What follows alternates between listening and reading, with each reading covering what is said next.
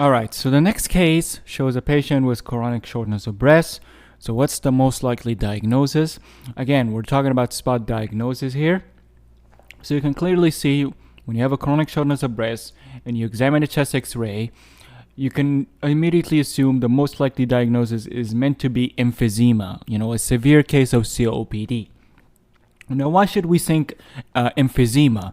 Well, for instance, you can see that the lungs here, they're hyperinflated. Now, is this specific to COPD? No, you might see it in some cases of asthma. But oftentimes, whenever you have hyperinflated lungs and there's flattening of the diaphragm, and especially with someone with chronic shortness of breath, and other dramatic presentation, you might always assume that this is more than likely to be COPD rather than asthma. And oftentimes, patients with asthma, they might have a completely normal chest x-ray. So this is more than likely to be emphysema, So, and again, this is a hyperinflated lung because you can count the number of ribs. So normally, if we just count the posterior ribs, you can go on. So you can go with first rib. Let's say this is the first, this is the second, this is the third, this is the fourth, the fifth. And again, these are the posterior ribs. They are horizontal in appearance. While the vertical ribs, the anterior ribs, they are the ones on the back. So they're the opposite. Remember, X-ray, there's a whole lot of overlapping structures in an X-ray. So again, we have a case of posterior ribs horizontal, and we have the anterior ribs, which are from the back, and they're vertical in appearance. So I'm going to be counting the posterior ribs. So again, 1, 2, 3, 4, 5, 6, 7, 8, 9, 10.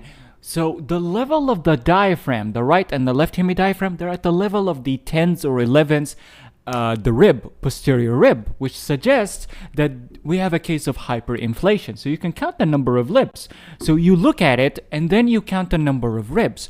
On top of that, the diaphragm, if you notice, they're not dome-shaped in appearance. They're flattened because there is so much air in a destructive lung tissue that practically compresses the diaphragm down, making it flat on its external surface. All right? So if you have a case of flattened diaphragm with hyperinflated lungs composed of air, you think of emphysema in this case. And again, to confirm your diagnosis, you would order a CT scan. Believe me, a chest CT will show you emphysema. It will show you the cystic bullous, which are basically large cystic spaces, which represent destructive alveolar air spaces of our lung parenchyma. All right? So that's pretty much it for this case. It's a spot diagnosis. So this is emphysema. Then the next case is talking about a routine chest x-ray and telling you what is the most likely diagnosis. But again, we want to talk about spot diagnosis. So if you notice, there's a very obvious finding here. Everything looks normal, but there is a very obvious cervical rib. Now, if you compare it to the previous pictures, you can see that the cervical rib, again, the horizontal ones, the posterior ribs, they're pretty much normal in their location. They are in the same position. We have the one on the right, the one on the left, and we have the one on the right, And oftentimes they will not look like this, where they can have one cervical rib, but we don't have its matching partner. On top of that, we have this rib that's practically coming from a vertebrae. It's coming practically from almost T1 or from C7. So this rib that's coming from the cervix, and it's pretty much doesn't have a partner on its right side. We don't have one that looks the same appearance as this one, and this one is originating from the cervical, vertebrae, C7 or T1. We're more than likely to assume this is a case of cervical rib. So this is a zoomed in picture. Again, if we go up and we look at it, again, we have a cervical rib that's originating from a cervical vertebrae. So oftentimes this one is over exaggerated in its appearance. So this is a case of cervical rib, and oftentimes cervical rib is an issue because they can compress structures. For example, cervical rib can often compress the subclavian artery because they're nearby to it, and they can cause subclavian artery aneurysm, for example, and a whole bunch of issues as well. If we look at case number 14, we have a patient who's admitted to the ICU. So what's the issue that you find here, or what's the abnormalities you see in the chest X-ray? Well, if you took your time, you would notice that there's the presence of multiple abnormal air spaces. So let's start, for example, on the subcutaneous emphysema. So once we finish scanning this area, we'll find that in the fat there's presence of air. There's presence of foci air present within the fat. So in this region, on this region, and also on the left side as well. What do we call these? We call these subcutaneous emphysema, which comes as a result of trauma. And on top of that, we see presence of air present within the mediastinum. So we can see presence of air here as well as in this region as well. So which are lucent in appearance. So lucency represents air present within the mediastinum. This is known as pneumomediastinum. So if a case of pneumomediastinum as well as subcutaneous emphysema, you start to assume that this patient had a case of trauma. And also sometimes they include this in exams, that if a patient has subcutaneous emphysema and pneumomediastinum as well as tension pneumothorax or pneumothorax in general, this might be due to tracheobronchial injury. So injury to the tracheobronchial tree might give you all three presentations together.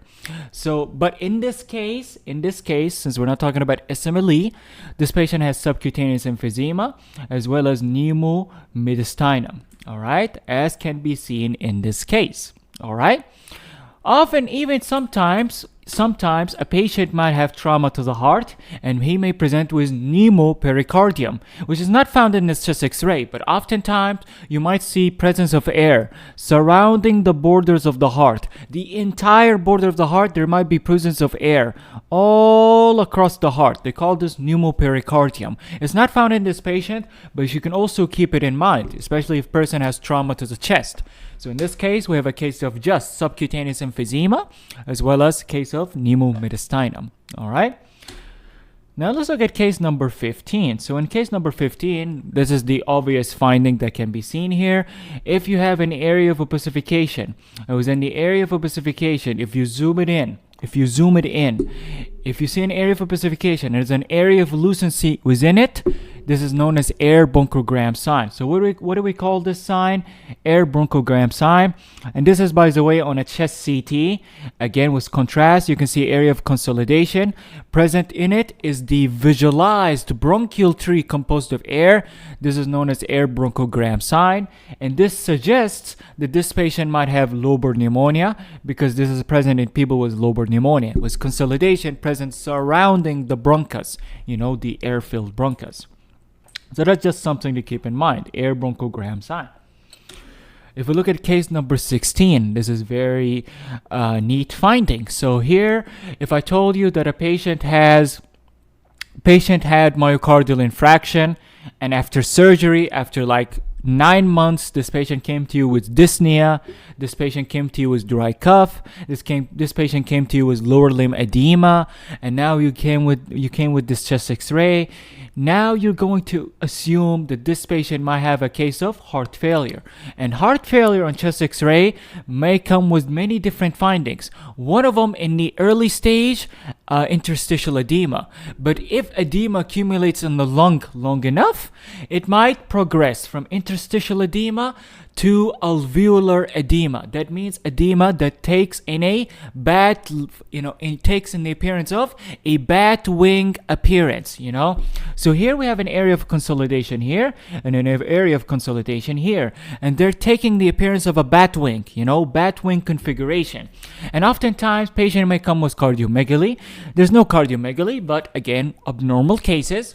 But if we have a case of area of consolidation here and here, they're bilateral, and they take the appearance of a bat wing-like configuration, like the bat wings, then you can think of it as pulmonary alveolar edema. And pulmonary alveolar edema means there's issue with the heart. Patient may have heart failure. Patient may more than likely to have valvular heart disease. You never know. There's many differential diagnoses, but the spot diagnosis here could be pulmonary alveolar edema, because you have an area of consolidation bilateral taking a bat wing-like appearance or bat wing-like pattern. All right, but everything looks normal.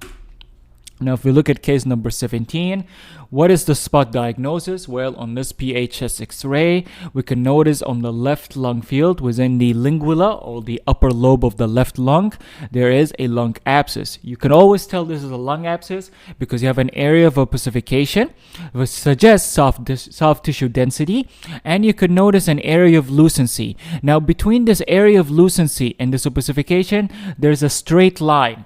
This straight line will always represent air fluid level. An air fluid level, you are more than likely to see it when there is perforation. So perforation in case of bleeding and perforation in case of lung abscess. So we're looking at more than likely a case of lung abscess where it has ruptured, and because of gravity, fluid, this opacification, this fluid will come down while air will remain up. This is why you have an air fluid level, and this is why they always assume this to be a case of perforated lung abscess. All right, so this perforated lung abscess on the lingula or on the upper lung lobe, it could be a whole bunch of things. This could be a case of cavitary pneumonia. This could be a case of TB. This could be a case of a whole bunch of things. You don't know. You don't know. This could be very rare case of aspergillosis. You don't know. That's why you order a chest CT and you also look at the patient's history. All right, but we'll assume this is a case of lung abscess. All right. Now let's look at this case. Now this is a very obvious case. So again, PA chest X-ray, and the spot diagnosis that you can see here, there's a loculated mass and it's arising from the pleura. So we're assuming this is an intrapleural mass. There's no erosion of the bones. So again, we're assuming this is a mass coming from the pleura, and this mass is coming from the pleura, this intrapleural mass. We can see I could say it's loculated in appearance, but if we look at it closely, it is wedge-shaped in appearance. It's triangular in appearance. Again, the patient's history is so important. I cannot say this is a clinical condition diagnosed just from looking at the chest X-ray. I need the patient's history because this could mean a whole bunch of things. I could give you a bunch of differential diagnoses just from this finding. This finding could be for example, a heart failure. Yes, this could be heart failure, which can present as a loculated effusion, for example. Yes, it can appear like this. I could also say this might be a case of pulmonary embolism, which might present in the form of Hampton hump. And what is Hampton hump? It is this wedge-shaped opacified mass on a PA chest X-ray, for example. And if the patient, for example, he has a case of long history of smoking and exposure to asbestos, I could say mesothelioma, for example. So there's so many differential diagnoses. If I had a gun to my head, I will assume this might be pulmonary embolism. Maybe. I need the patient's history. And why do I say pulmonary embolism? Because we have a mass, we have an intrapleural mass that is wedge-shaped in appearance. But again, I need patient's history. All right, so we need to just describe the finding, and according to the patient's history, we'll know from there. All right. Now look at this one. This one is very obvious if you looked at my previous videos. So this is a case of upper lobe pneumonia. We need to say this is a case of upper lobe pneumonia. Again, we have an area of consolidation, and remember, pneumonia, if it involves the lobes and it involves the fissures of the lobes, so here it involves the horizontal fissure. So if you have pneumonia involving the fissures, it will drag the fissures. It will also visualize the fissures. So here we have a case of upper lobe pneumonia because of an area of consolidation, and you can also see within this area of consolidation the air bronchogram, and you can see the edges, the horizontal fissures, they're being pulled upwards. All right, they're being pulled upwards, they're visualized, and we can see in this upper lobe pneumonia, we can see ciliate sign along with the right tracheal border. So we have the trachea, we have the right tracheal border and the left one. We can see there's ciliate sign with the right tracheal border or with the right paratracheal border, as well as ciliate sign with the as what they call it as the ascending aorta. All right, so there's ciliate sign with the ascending aorta, ciliate sign with the right paratracheal border, air bronchogram sign, consolidation within this area, dragging of the horizontal fissure or visualizing of the edging of the horizontal fissure. All in all, this is a very obvious case of specifically upper lobe pneumonia. We know it's pneumonia, but we'll see it's upper lobe. All right. Sometimes the trachea is also pushed towards this region, but it's not as reliable. We always want to assume this is pneumonia because of its appearance and by assessing it with its nearby structures. Again, for more details, look at my previous videos. To differentiate this from atelectasis, so because somebody might confuse this with atelectasis, but it's not atelectasis. This could be more than likely 100% to be an upper lobe pneumonia. All right. Now, let's look at case number 20. So if we look at case number 20, again, a spot diagnosis. On a PHS X-ray, we're looking at a case of right-sided, moderate-sized pleural effusion. Again, if we look at the cluster-fitting angle, it's obliterated. And there's ciliate sign with the right heart border and especially with the right hemidiaphragm. So there's accumulation of fluid that has accumulated in the left, on the right cluster-fitting angle, and the fluid has gone up and up and up, and it has taken on the appearance of a meniscus sign or a meniscoid appearance as well. So this is clearly a case of right-sided pleural effusion, and remember to always look for the cause. What might be the cause of a unilateral pleural effusion? Is it, rheumatoid arthritis? Is it SLE? We don't know. We need the patient's history, all right? So this is a case of pleural effusion. And in the final video, or the final case for this part of the video, again, spot diagnosis, we're looking at a case of bilateral pleural effusion. Again, you don't see the cluster-fitting angle. We don't see it in this area. There is so much fluid that is accumulated bilaterally, and we can see the meniscoid sign appearance in this one and in this one. This is pretty much air. And this one air more than likely represents the stomach. This patient may have dextrocardia or what they call situs inversus, but we don't know. Regardless, we will assume that this patient's problem in this chest X-ray, the spot diagnosis, is bilateral pleural effusion. Remember, if you have obliteration of the cluster-fitting angle, all right, if you have obliteration of the cluster-fitting angle, you have a case of pleural effusion. And always remember that sometimes pleural effusion, it might appear without obliteration of the cluster-fitting angle. And they call this subpulmonic effusion. You can look up previous videos if you want to know what that is. But sometimes pleural effusion, when there's accumulation of fluid at the earlier stages, it might not accumulate as obviously as this picture. It might not accumulate on the lateral cluster-fitting angle. But if you take a lateral X-ray, you'll see fluid accumulating deeper within the posterior cluster-fitting angle. They call this subpulmonic effusion, but that's a video for another time. For now, I want you to remember pleural effusion comes in advanced stages. It comes with obliteration of specifically the lateral cluster-fitting angle. All right. And then with meniscoid sign appearance if it's large enough. All right. That's pretty much it, and we'll see you in the next video.